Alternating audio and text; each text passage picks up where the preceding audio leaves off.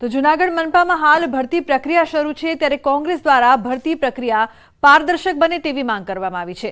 જૂનાગઢ મનપામાં 700 જેટલા કર્મીઓની ઘટ છે અને હાલ મંજૂરી પ્રમાણે ભરતી પ્રક્રિયા શરૂ છે, ત્યારે કોંગ્રેસ દ્વારા ભ્રષ્ટાચાર અને લાગવગના આક્ષેપો કરવામાં આવ્યા છે અને ક્વોલિફાઈડ ઉમેદવારોને અન્યાય થતો હોવાનો પણ આરોપ લગાવાયો છે। ત્યારે આ અંગે મનપાના સ્થાયી સમિતિના ચેરમેનને પૂછવામાં આવતા તેમણે તમામ આરોપો ફગાવ્યા। તેમણે કહ્યું કે ભરતી પ્રક્રિયા સરકારી એજન્સી દ્વારા કરવામાં આવી રહી છે। મેરિટ પ્રમાણે જ ઉમેદવારોની ભરતી કરવામાં આવશે અને ટૂંક સમયમાં જ મનપાને ક્વોલિફાઈડ અધિકારીઓ મળશે। કે આજે ભરતી પ્રક્રિયા જે પારદર્શક થાય, જેને લીધે કોર્પોરેશનનો હવે સાચી દિશામાં કંઈક વિકાસ થાય। જૂનાગઢની જ્યાં સુધી ભરતી કાયદેસર અને સારા વ્યક્તિઓ નહીં આવે ત્યાં સુધી જૂનાગઢનું જે તંત્ર, વહીવટી તંત્ર છે એ ક્યારેય સુધરવાનું નથી। એટલે પારદર્શક જે ભરતી છે એ થાય એ ખૂબ જ જરૂરી છે।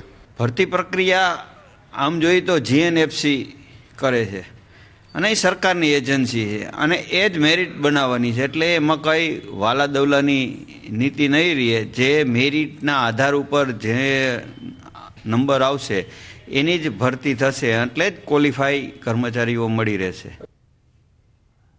તો સ્કૂલ સંચાલકો પાસેથી તોડ કરવાના મામલે આરોપી મહેન્દ્ર પટેલ વિરુદ્ધ વધુ 2 ફરિયાદ નોંધાઈ છે।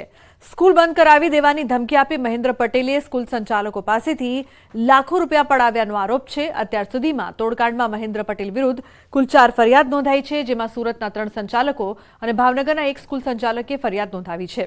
મહેન્દ્ર પટેલે કુલ અલગ અલગ જગ્યાએથી 66 લાખ, 13 લાખ, 39 લાખ અને 8 લાખ રૂપિયા મળીને કુલ 1.26 કરોડનો તોડ કર્યાનો દાવો છે।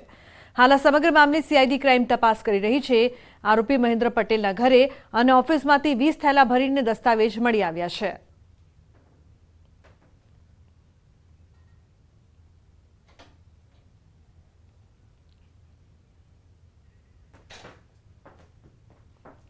તો એના એમઓમાં નોર્મલી અલગ અલગ જગ્યાએ આરટીઆઈ કરીને એ માહિતી ભેગા કરીને અમુક સંસ્થામાં અમુક બાબત ઓછી હોય, કઈ જગ્યા બાળકો ઓછા હોય, કઈ જગ્યા ફિઝિકલ ઇન્ફ્રાસ્ટ્રક્ચર ઓછું હોય, ગ્રાઉન્ડની ઇસ્યુ હોય, ચાલતી હોય મેટર, તો આમાં અલગ અલગ સંસ્થા ચાલકોને ધાકધમકી આપીને એક્સટોર્શન કરીને એના પાસેથી પૈસા પચાવી પાડતા હતા।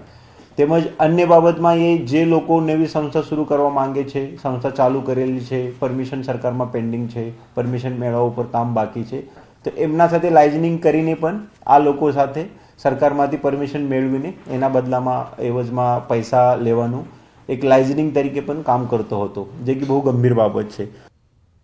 તો કેન્દ્રીય બજેટ અંગે કેન્દ્રીય મંત્રી જરદોશે કહ્યું કે બજેટમાં તમામ વર્ગોને આવરી લેવાયા છે। સાથે જ વિપક્ષ પર પ્રહાર કરતા કહ્યું કે વિપક્ષનું કામ હંમેશા ટીકા કરવાનું જ છે। साथ मोदी जी की गारंटी के साथ में जब हम लोगों ने ये तय किया है कि जुलाई में जो बजट आएगा इसमें इसको गति मिलेगी, तो हैट्रिक के साथ में आगे बढ़ेंगे, तो ये बजट उसको वेग देने वाला होगा। विपक्ष का काम है हमेशा उनकी टिप्पणी करना, लेकिन हमारा लक्ष्य ये है कि हम अपने लक्ष्य बड़े रखें और बड़े लक्ष्य को पूरा करने के लिए एक सामूहिक तौर पे पूरी इकोसिस्टम से सभी मंत्रालय सर्वव्यापी सर्वसमावेशी बजट को लेके आगे चले और हमने जो संकल्प किया है कर्तव्य काल के लिए उसको पूरा करने के लिए कटिबद्ध।